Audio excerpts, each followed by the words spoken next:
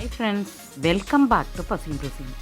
இன்னைக்கு Pasiyum Rusiyumல சப்பாத்தி லட்டு எப்படி செய்கிறது அப்படின்னு பார்க்க போகிறோம். நீங்கள் சப்பாத்தி செஞ்சுருக்கும்போது இன்றைக்கி சப்பாத்தி செஞ்சுட்டியா, எனக்கு வேணாம், வேறு ஏதாவது புதுசாக செஞ்சு கொடு அப்படின்னு இப்போ சம்டைம்ஸ் பசங்கள் கேட்பாங்க. அந்த டைமில் நீங்கள் இந்த மாதிரி செஞ்சு கொடுத்து அசத்துங்க, சூப்பராக சாப்பிடுவாங்க. வாங்க எப்படி செய்கிறதுன்னு பார்க்கலாம். இதுக்கு தேவையான பொருட்கள் என்னென்னு பார்க்கலாம். 3 சப்பாத்தி. யூஸ்வலாக நம்ம எப்படி சப்பாத்தி சுடுவோமோ அதே மாதிரி மாவு பிசைஞ்சு அதே மாதிரி வேக வச்சு ஆற விட்டுறணும். முந்திரி, வால்நட், வெள்ளரி விதை, பிஸ்தா, அத்திப்பழம், பேரிச்சம்பழம், ட்ரை கிரேப்ஸ் பிளாக், க்ரீன், அப்புறம் 3 ஏலக்காய். இது கூட ஒரு துண்டு தேங்காய் வச்சுக்கலாம், குட்டி பீஸ்.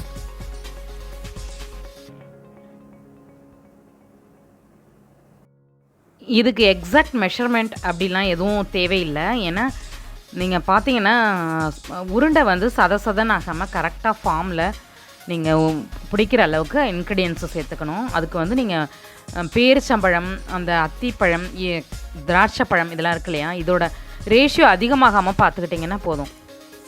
நம்ம எடுத்துருக்க சப்பாத்தி 3ஐயும் இந்த மாதிரி கொஞ்சம் பெரிய பெரிய பீஸாக கட் பண்ணி வச்சுக்கலாம். பேரிச்சம்பழம், அத்திப்பழம் ரெண்டையுமே சிசர் வச்சு இந்த மாதிரி குட்டி குட்டியாக கட் பண்ணிக்கலாம். மிக்ஸி ஜாரில் நம்ம கட் பண்ணி வச்சுருக்க சப்பாத்தி பீசஸை சேர்த்து கிரைண்ட் பண்ணிக்க போகிறோம். பண்ணியாச்சு. இது பிரெட் க்ரம்ஸ் மாதிரி இருக்கும் பார்க்கறதுக்கு. மிக்ஸி ஜாரில் நம்ம வச்சுருக்க நட்ஸு, ட்ரை ஃப்ரூட்ஸு, தேங்காய் பீசஸ் எல்லாத்தையுமே சேர்த்துக்கலாம். இந்த மாதிரி கொரன்னு ஒரு பவுடராக கிரைண்ட் பண்ணி எடுத்து அதை சப்பாத்தி கிரைண்ட் பண்ணி வச்சுருக்கோம்ல, அது கூட சேர்த்துக்கணும்.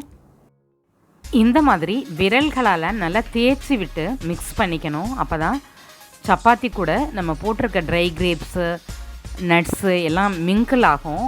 அந்த ஸ்வீட் டேஸ்ட்டே ஒரே மாதிரி இருக்கும். இல்லைன்னா ஒரு பக்கமாக ஒரு உருண்டையில் ஸ்வீட் இருக்கும், ஒரு உருண்டையில் இருக்காது. நம்ம இதுக்கு ஸ்வீட் போடுறது வந்து அந்த ட்ரை ஃப்ரூட்ஸ் தான். ஸோ அது அங்கங்கே தங்கியிருக்கக்கூடாது. ஃபுல்லாக கம்ப்ளீட்டாக நல்லா தேய்ச்சி எடுத்துகிட்டு இந்த மாதிரி உருட்டிக்கணும். நல்லா ஈஸியாக உருட்ட வரும். That's all over. Chapati laddu ready ஆகிட்டு. இதை நீங்கள் சப்பாத்தி பால்னு வேணாலும் சொல்லிக்கலாம். சாப்பிட்றதுக்கு ரொம்ப ரொம்ப டேஸ்டியாக இருக்கும். சின்ன பசங்களுக்கு நீங்கள் இதை வந்து கொடுத்தீங்கன்னா ரொம்ப ரொம்ப ஈஸியாக ஆசையாக சாப்பிடுவாங்க. பெரியவங்களும் சாப்பிட்லாம். கண்டிப்பாக இதை உங்கள் வீட்டில் ட்ரை பண்ணி பாருங்கள். எப்படி வந்ததுன்னு எனக்கு கமெண்ட் செக்ஷனில் கமெண்ட் பண்ணுங்கள். நான் ஒரு குட்டி பீஸ் சப்பாத்தியை கட் பண்ணி அதுக்குள்ளே ஒரு உருண்டை வச்சு டூத் பிக் வச்சு ஃபிக்ஸ் பண்ணியிருக்கேன். இந்த மாதிரி பசங்களுக்கு கொடுக்குறச்ச ரொம்ப ஆசையாக சப்பாத்தியோட சேர்த்து சாப்பிடுவாங்க. இது மாதிரியும் நீங்கள் கொடுக்கலாம். உள்ளே அந்த ஸ்ப்ரெட் பண்ணிவிட்டு கூட கொடுக்கலாம். அந்த உருண்டையை அப்படியே ப்ரெஸ் பண்ணி விட்டு கூட கொடுக்கலாம். இந்த வீடியோ உங்களுக்கு பிடிச்சிருந்தா லைக் பண்ணுங்கள். உங்கள் ஃப்ரெண்ட்ஸ் கூட மறக்காமல் ஷேர் பண்ணுங்கள். என்னோடய நெக்ஸ்ட் ரெசிபி உங்களை தேடி வந்துக்கிட்டே இருக்குது. பார்த்து என்ஜாய் பண்ணுங்கள், ட்ரை பண்ணி என்ஜாய் பண்ணுங்கள். இது பசியும் ருசியும். பார்த்து சமைங்க, பாராட்ட அள்ளுங்க.